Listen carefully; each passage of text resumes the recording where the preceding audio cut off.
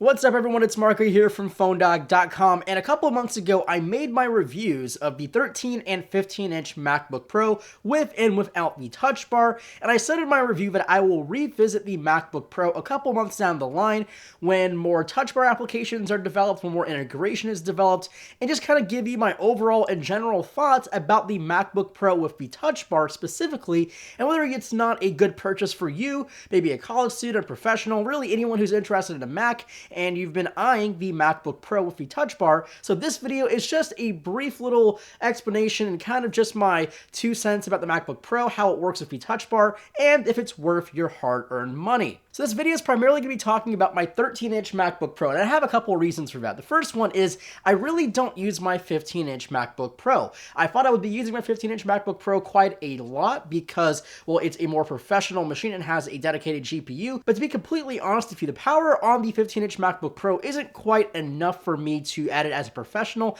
especially with my new camera setup. So really, when I'm actually editing video, I'm always going to be using my Mac Pro behind me, and I use my MacBook Pro more of just a content consumption device and also maybe for very small edits on the go, and that's why I take my 13-inch MacBook Pro rather than the 15-inch MacBook Pro. So those are my 2 reasons why I'm going to be talking about the 13-inch MacBook Pro rather than the 15-inch MacBook Pro, but this really can go for both of them because they both use the Touch Bar. So when the MacBook Pro first shipped last year, it was really an interesting space. So the Touch Bar was brand new, and the only application that supported Touch Bar integration were Apple's own, so like Safari and Final Cut Pro. But now, with a little bit more time, there has been a few more app developers who've used the Touch Bar in their own software. For example, Spotify is one of my favorites so far. So Spotify pushed an update to their Mac client that basically let you have Spotify controls built into a toolbar that is separate from the normal music playback toolbar. So basically you have this neat little timeline that lets you scrub through songs,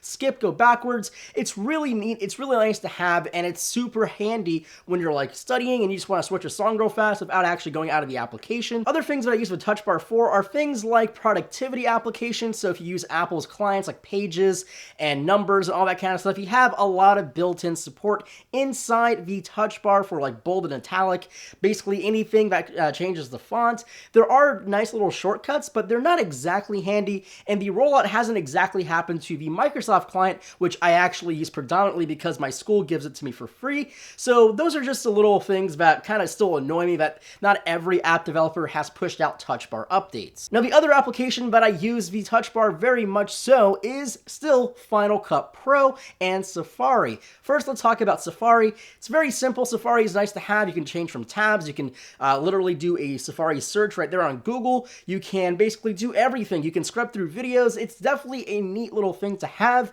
and I actually find myself using it a lot more than I thought I would be using it, and it's just, again, a really neat feature to have. Not exactly a necessity, just something clever and neat to have to make your life just a little bit easier. Now, the second of those applications is Final Cut Pro. If you don't have Final Cut Pro on your MacBook Pro with Touch Bar, I highly recommend you get it because it definitely is a very nice experience. Having the tools right in front of you, having the timeline right in front of you, and being able to scrub through your timeline using the Touch Bar is definitely a neat advantage. Being able to blade clips and split them right there without actually having to do Command B is just it's just basically a time saver, especially for someone like me who edits video on almost a daily basis. So to kind of wrap everything together in this video, let me just talk to you about my thoughts about the MacBook Pro and the Touch Bar and whether it's worth the money. So basically my thoughts are this. The MacBook Pro is definitely a beautiful, beautiful notebook. I think it's great. I think it looks great.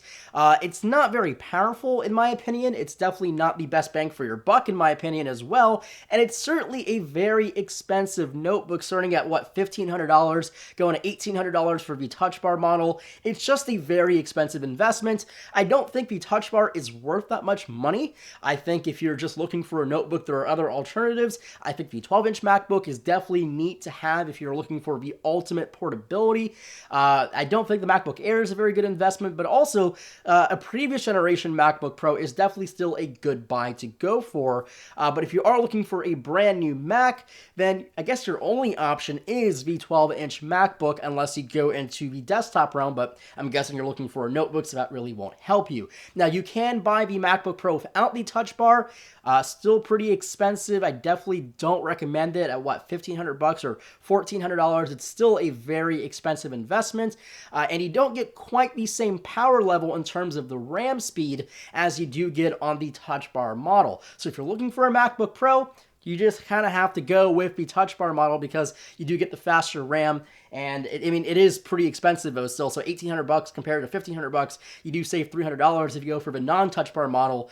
But again, I just don't recommend it. I would highly recommend you go to the refurbished Apple Store online, find a previous generation MacBook Pro, and you'll probably be very happy with that investment for quite some time until they pack more power or bring the prices down on the 13-inch and 15-inch MacBook Pro. So that about wraps it up for this video. If you enjoyed it, please make sure to give it a thumbs up below. Hit that subscribe button if you haven't already. And as always, my name is Marco Hanna, and I'll catch you in the next video.